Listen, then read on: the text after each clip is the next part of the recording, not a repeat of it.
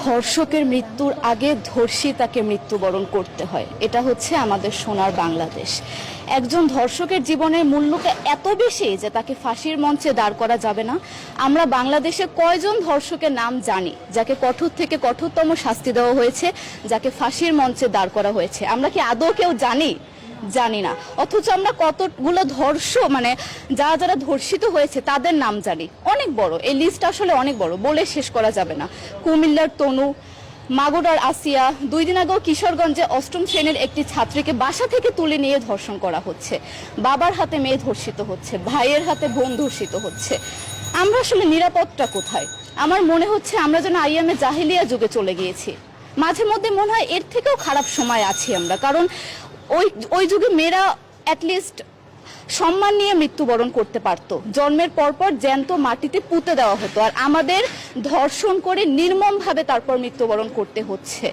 যদি সরকার আমাদের ওই নিরাপত্তা নাই দিতে পারে, তাহলে সরকারের কাছে আমাদের অনুরোধ, আমাদের জ্যান্ত মাটিতে পুঁতে দেখ। আমরা বেঁচে থাকতে চাই না, আমরা সম্মান নিয়ে মৃত্যুবরণ করতে চাই।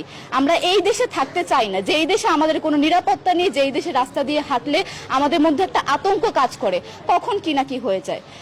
আইন উপদেষ্টা বললেন যে ধর্ষকের নাকি ফাঁসি দেওয়া সম্ভব হবে না, তাহলে নাকি নিরীহ মানুষকেও মাঝে মধ্যে ফাঁসিয়ে দিয়ে ফাঁসির ব্যবস্থা করা, মিথ্যা মামলায় ফাঁসিয়ে দিয়ে ফাঁসির ব্যবস্থা করা হতে পারে।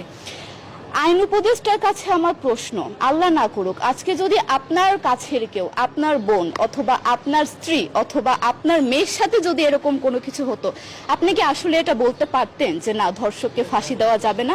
কোনোদিনও পারতেন না। আপনি সবার আগে তার ফাঁসির ব্যবস্থা করতেন, সম্ভব হলে নিজের হাতে মেরে ফেলতেন।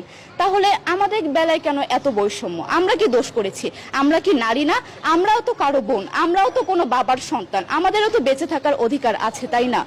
কিছু হলে মেয়েদের পোশাকের দোষ দেওয়া হয়। আমার কাছে প্রশ্ন, একটা 8 বছরের শিশুর মধ্যে এরকম কি থাকতে পারে যেটা একটা পুরুষকে অ্যাট্রাক্ট করবে, যেটা একটা পুরুষকে সিরিয়াস করবে? সেরকম হলে আসলে ধর্ষণ করা হতো সবসময় প্রাপ্তবয়স্ক মহিলাকে। কিন্তু আমরা আসলে পরিসংখ্যান গবেষণা করলে দেখতে পারি যে ধর্ষক সবচেয়ে বেশি করা হচ্ছে শিশুদেরকে, কিশোরীদের সবচেয়ে বেশি ধর্ষণ করা হচ্ছে। দৃষ্টিভঙ্গি পরিবর্তন করুন, চিন্তা ভাবনা পরিবর্তন করুন, ধর্ষকদের আইনের আওতায় আনুন।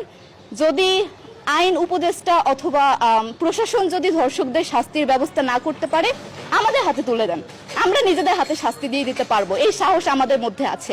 বেঁচে থাকার জন্য আমাদের যতটা কঠিন হতে হবে, আমরা কঠিন হওয়ার জন্য প্রস্তুত আছি। আমরা ফাঁসি চাই, ধর্ষকদের কঠোর থেকে কঠোরতম শাস্তি চাই। যতদিন না পর্যন্ত ফাঁসি দেওয়া হবে, যতদিন না পর্যন্ত ধর্ষকদের শাস্তির ব্যবস্থা করা হবে, আমরা আমাদের আন্দোলন অব্যাহত রাখবো। দরকার হলে আমরা শিক্ষা প্রতিষ্ঠান বন্ধ করে দিব, তবুও আমরা থামবো না। এটাই আমাদের দাবি।